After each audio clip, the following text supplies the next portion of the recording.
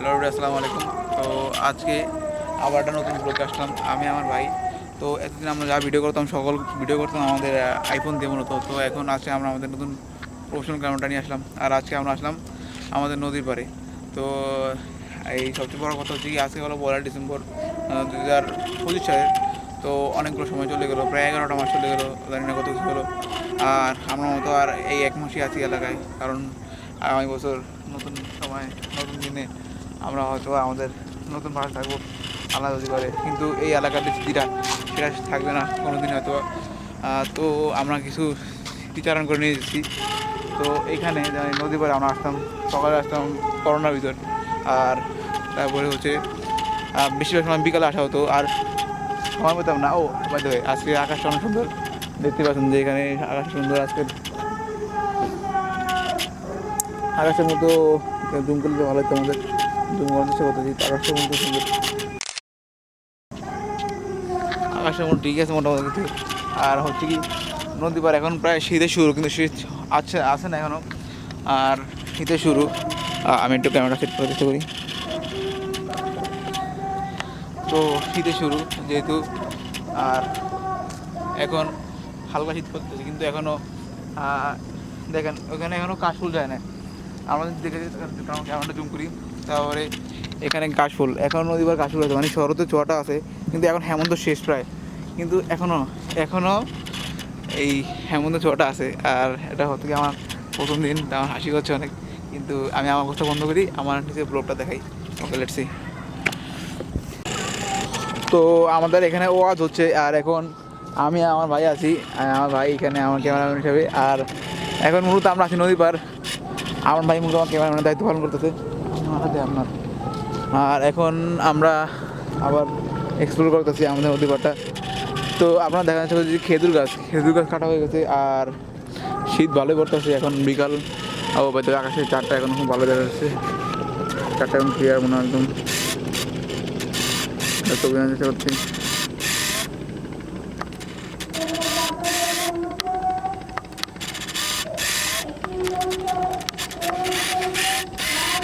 বাইতে আমরা আপনাদের দেখাই যে নদী পাড়ে এইখানে ওই প্রায় সবগুলো খেজুর গাছই কাটা, কারণ মনে হয় ওরা এখানে সবগুলো থেকেই খেজুরের রস আহরণ করবে।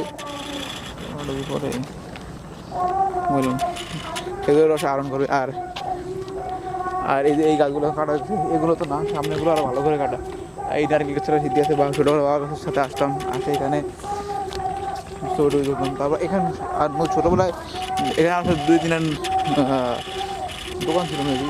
আর এই জায়গাটা এখানে সুন্দর, কিন্তু রাত হলে জায়গাটা তত আরও খারাপ হতো, কারণ বিভিন্ন মানুষের আড্ডা, তারপরে এর এলাকাটা গ্রাম হলো, এখন বর্তমান সমাজের অপসংস্কৃতির প্রভাবে সব কিছু খারাপ হয়ে গেছে।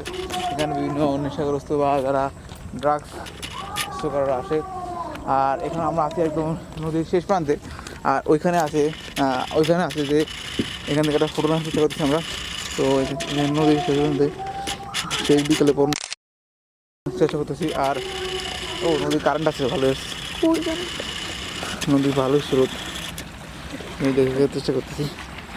আর হচ্ছে কি, এখানে আমি আমার ভাই সাথে, আর সামনে অনেকগুলো তাল গাছ, সেগুলো চলছে। আর এখানে একটা ভালো স্পট আছে, আমরা এখানে মাঝে মাঝে এসে পিকনিক করার চেষ্টা করতাম, কিন্তু আর হয়ে পারবো না। আর এখানে এলাকার পোলাপান, এখানে সানসেটটা খুব সুন্দর করতে হয় বিকাল থেকে, ছবি চেষ্টা করতেছি। অ্যামেজিং।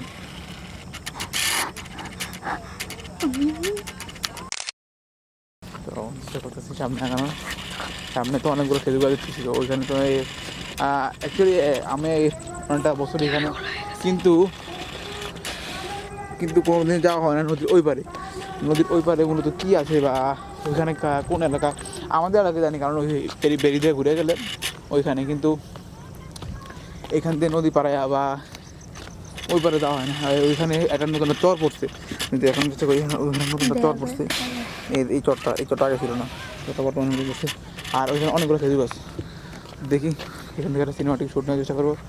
আর খেজুর গাছের সাথে কিছু ফটো, আমি আমার ভাইয়ের সাথে যেত।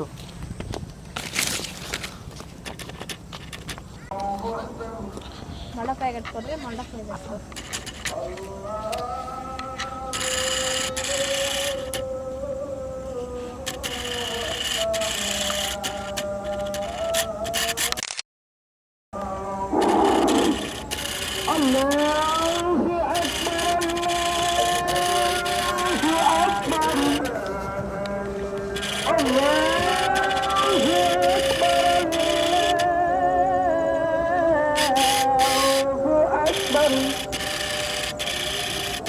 খাতিরদারি